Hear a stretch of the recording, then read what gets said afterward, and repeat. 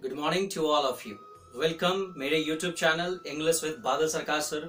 और आज हम अपने इंग्लिश को इम्प्रूव करेंगे इस नए सेशन के साथ। और इस नए सेशन में वैसी चीजें आपको सीखने को मिलने वाली है जो रोजमर्रा के जीवन में हमेशा हम गलती करते हैं, हमसे मिस्टेक होता है और यहाँ तक आपके कॉम्पिटिटिव एग्जामिनेशन में भी उससे गलतियां पूछी जाती हैं, एरर्स पूछे जाते हैं। और होता क्या है, ये डेली लाइफ के कॉमन एरर्स हैं। इस कारण से कॉमन मिस्टेक आदमी के माइंड से स्लिप कर जाता है और हमसे मिस्टेक होता है, ब्लंडर होता है। तो आइए इस सेशन को शुरू करते हैं और देखते हैं। जैसा कि आपको दिख रहा होगा, यहां एक वर्ड लिखा हुआ है आंसर। क्या लिखा हुआ है? आंसर। आंसर नहीं, आंसर। क्लियर है? आंसर का मतलब हिंदी जानते हैं आप लोग, जवाब या फिर जवाब देना। जब इसका मतलब जवाब होता है तो ये नाउन की तरह यूज होता है, और जब इसका मतलब जवाब देना है तो हम इसे वर्ब की तरह यूज करते हैं। आखिरकार पूछता क्या है, मिस्टेक्स क्या होते हैं, ये हमें देखना है। सबसे पहले जब आंसर नाउन हुआ जवाब, तो याद रखना कि कभी भी आंसर का यूज करेंगे तो आंसर या तो किसी प्रॉब्लम का होता है या फिर किसी क्वेश्चन का दिया जाता है। किसी आंसर का आंसर नहीं होता है। मेरे लाइफ में एक प्रॉब्लम है, मुझे उसका आंसर चाहिए। मेरा एक क्वेश्चन है, मुझे उसका एक आंसर चाहिए। बात समझ में आया? तो आपने देखा कि आंसर या तो किसी प्रॉब्लम से रिलेटेड या फिर क्वेश्चन का आंसर होता है। जनरल क्या होता है, जनरली हम आंसर के बाद आंसर फॉर का यूज करते हैं। ऐसा कभी भी नहीं होगा, आंसर फॉर हमेशा रॉन्ग होता है। जब आंसर नाउन है मेरे दोस्तों, तो आंसर के साथ जो प्रपोजिशन आएगा वो टू प्रपोजिशन का यूज करेंगे। ये सबसे इंपॉर्टेंट रूल्स है, याद रखेंगे। क्लियर है ना? जो हम कॉमनली मिस्टेक करते हैं। अभी हम कुछ एग्जांपल्स पे भी इसे देखेंगे। समझ में आ गया? सेकंड मैंने कहा, जब आंसर वर्ब होगा मतलब क्रिया, जवाब देना, तो ऐसे कंडीशन में जब आंसर के बाद हम किसी भी ऑब्जेक्ट का यूज करते हैं। ऑब्जेक्ट कहने का मतलब या तो वो पर्सन होगा या थिंग होगा। क्लियर है ना? देखिए यहां आंसर के बाद लिखा गया एसबी। एसबी का मतलब होता है somebody का मैंने शॉर्ट फॉर्म यूज किया। उसी तरीके से मैंने कहा एसटीएच का मतलब समथिंग, यानी कि आंसर के बाद अगर कोई वर्ब है जो आंसर वर्ब की तरह यूज हुआ है, तो उसके बाद डायरेक्ट किसी पर्सन या थिंग को हम ऑब्जेक्ट की तरह यूज कर सकते हैं। आंसर वर्ब यानी कि वर्ब आंसर के बीच और सब्जेक्ट क्या बोलते हैं इसे, ऑब्जेक्ट और आंसर के बीच में कोई भी प्रपोजिशन नहीं आएगा। खासकर टू प्रपोजिशन का यूज किया जाता है। तो दूसरी बात यह समझ में आई कि जब आंसर वर्ब होगा तो उसके बाद अगर ऑब्जेक्ट आएगा तो उस वर्ब आंसर और ऑब्जेक्ट के बीच में कोई भी प्रपोजिशन का यूज नहीं करते हैं मेरे दोस्तों। तो अब ये कॉन्सेप्ट आपके माइंड में आ गया। बड़ा छोटा सा कॉन्सेप्ट है, लेकिन ये ब्लंडर्स कर देता है, मिस्टेक कर देता है। क्या है, इसे सीखते हैं। कुछ एग्जाम्पल्स आपके सामने। सबसे पहले देखिए लिखा गया है दे स्टील कांट। कैनॉट का कॉन्ट्रैक्टेड फॉर्म, कैंट के बाद V1 आता है, कैन के बाद तो फाइंड है। दे स्टील कांट, वो अभी भी नहीं खोज सकते हैं एन आंसर।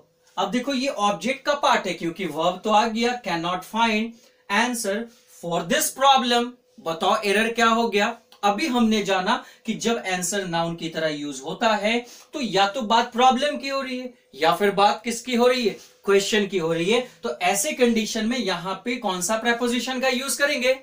टू का यूज करेंगे ना। तो ये फॉर की जगह पे हमारा क्या हो गया? टू हो गया। ये फॉर गलत था। क्लियर है यहां तक? आओ नेक्स्ट क्वेश्चन पे देखते हैं क्या लिखा हुआ है।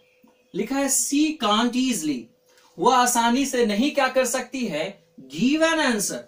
अब देखो कांट है, ये एडवर्ब है। गिव तुम्हारा वर्ब का फर्स्ट फॉर्म है क्योंकि कैन के बाद फर्स्ट फॉर्म आता है। अब यहां पे आंसर फिर से क्या हो गया तुम्हारा? नाउन। अच्छा ये पता कैसे चल रहा है नाउन है? एक तरीका देखो, यहां एन का यूज किया गया, यहां भी एन का यूज किया गया। कहीं भी ए या एन जो है डिटरमिनर के रूप में आता है तो वो नाउन के साथ आता है, एडजेक्टिव के साथ नहीं करेंगे। क्लियर है ना? तो यहां पे समझ में आ गया ये नाउन है।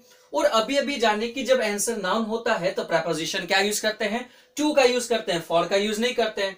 तो यहां पे टू का यूज किया, दैट मीन्स सही है। और आगे देखो योर क्वेश्चन, तो क्या हुआ? She can't easily give an answer to your question.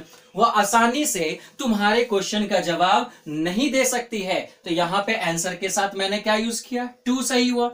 यहां भी आंसर के साथ मैंने क्या यूज किया? टू। दैट मीन्स ये टू आपका करेक्ट है। इस वाले क्वेश्चन में कोई भी एरर नहीं है। तो आंसर जब भी नाउन हो तो उसके साथ टू प्रेपोजिशन का यूज करेंगे, फॉर का यूज नहीं करेंगे।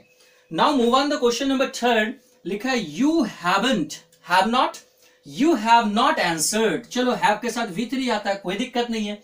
यू हैव नॉट आंसर्ड, तुमने जवाब नहीं दिया टू माई क्वेश्चन, मेरे सवालों का, सवालों का नहीं मतलब एक सवाल है मेरे सवाल का। अब देखो जरा सा, यहां तो आंसर नाउन था लेकिन यहां ईडी लगने के बाद ये आंसर जो है तुम्हारा वर्ब बन गया, एक क्रिया को दिखा रहा है जो यहां वर्ब था।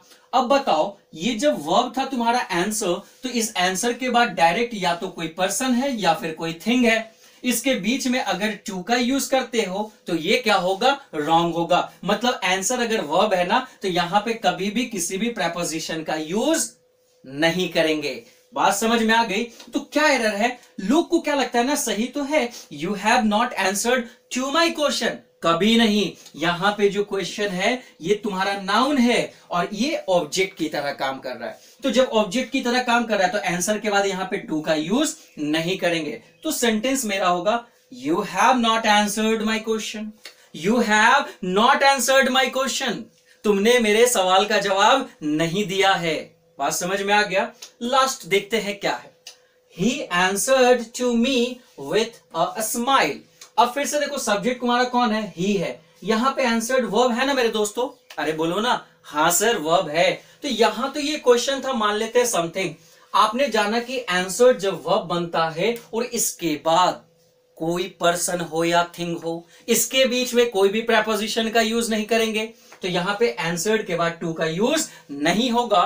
तो होगा क्या, he answered me with a smile, उसने जवाब दिया मुझे, किस चीज से, स्माइल से।